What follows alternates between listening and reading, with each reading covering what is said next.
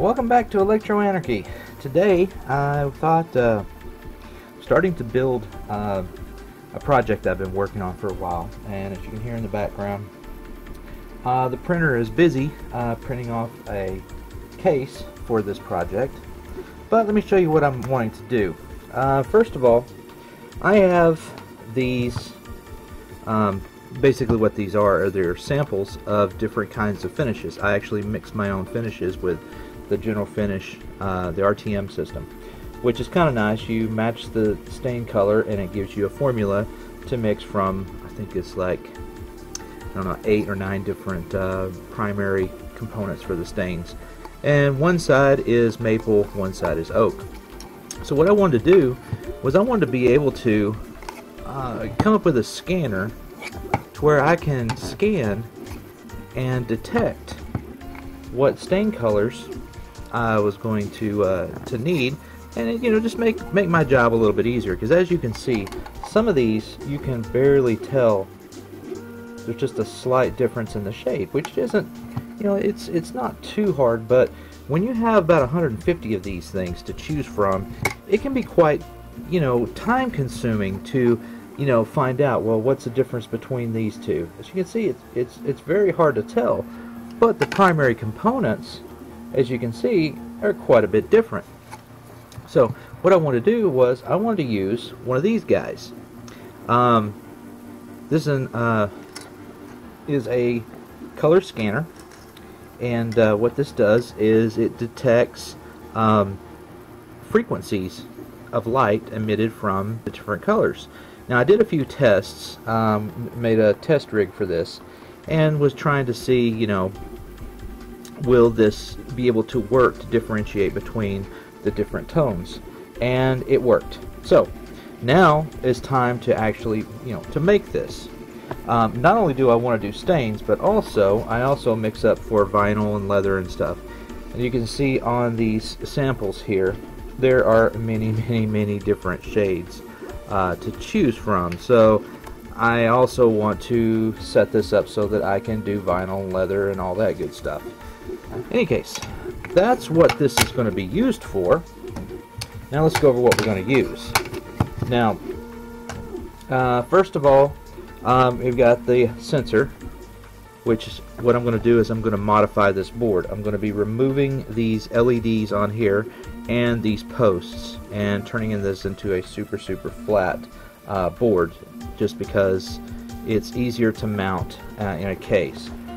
Pulled this lithium cell battery out of an old cell phone. It was not a smartphone, just a plain old thing, and it's still good and it still works. It is a 1000 milliamp hour. So with this application, I think it'll last me for quite a while. And going along with that, I'm going to be using one of my TP4056 chargers. These things have been working fantastic. So that's going to maintain my battery. Going just to use a plain Jane on and off switch. These are some that I've had, bought a whole bunch from Radio Shack. These are really good switches, and I don't know, when it comes to me making tools for myself and things for myself, I like to have a good positive switch. Just my thing. Soft switches are great, but they run down your battery. Now for logic, I'm going to use these Mega Pro board. Super flat, easy to build around. They do not have a USB port on them. You're going to have to hook up a programmer. It's not really that big of a deal, but once this is programmed and put into service, you don't need the USB port. It makes no sense. And in this application, I'm going to be powering it from over here. So I'm going to remove this jack right here. This is unnecessary and it takes up a little bit of space.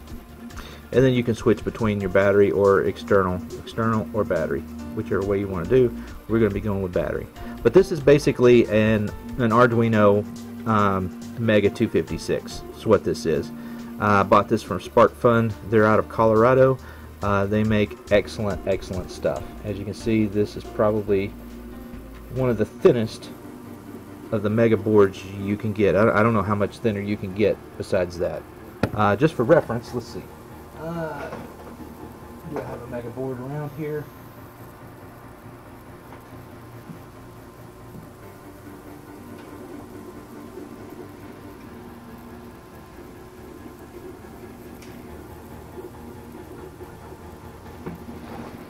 Okay, just as a point of reference, this is your standard Mega 256 board, or 2560, 256 megs, or kilobytes, sorry, right?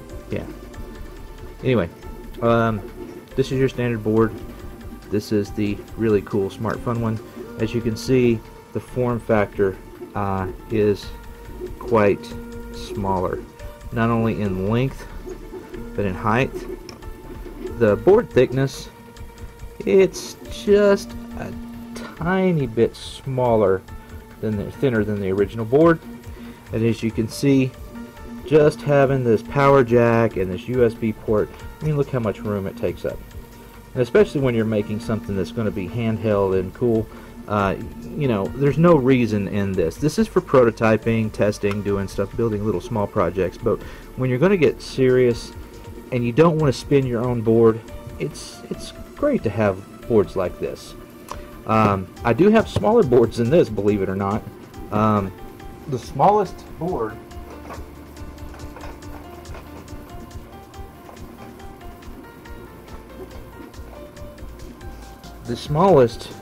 Mega board I could find was this guy. If you take these headers off, it's just a little tiny board, but it has the exact same processor as this, exact same everything. But we don't need this one. I want to use this one. And for the interface, instead of buttons and stuff, I'm going to use a touchscreen LCD module. Now this one's pretty cool compared to some of the other ones. This one's actually a little dirty. But basically this one, you have an SD card slot if you want to do that. Otherwise, it matches up perfectly with this board. And it's really cool how small this thing is. And if I can get these things to match up.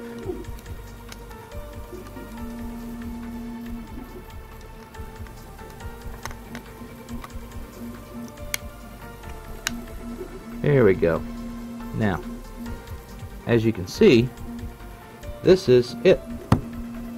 This is all that you need for processing, interface, everything. Kind of a nice little package. So combined with that, the battery will kind of go underneath, the charger will go over here, the switch will go over here, and this guy will be kind of over in here like this. This is the basic layout for the unit. Like I said, got the case is being printed right now.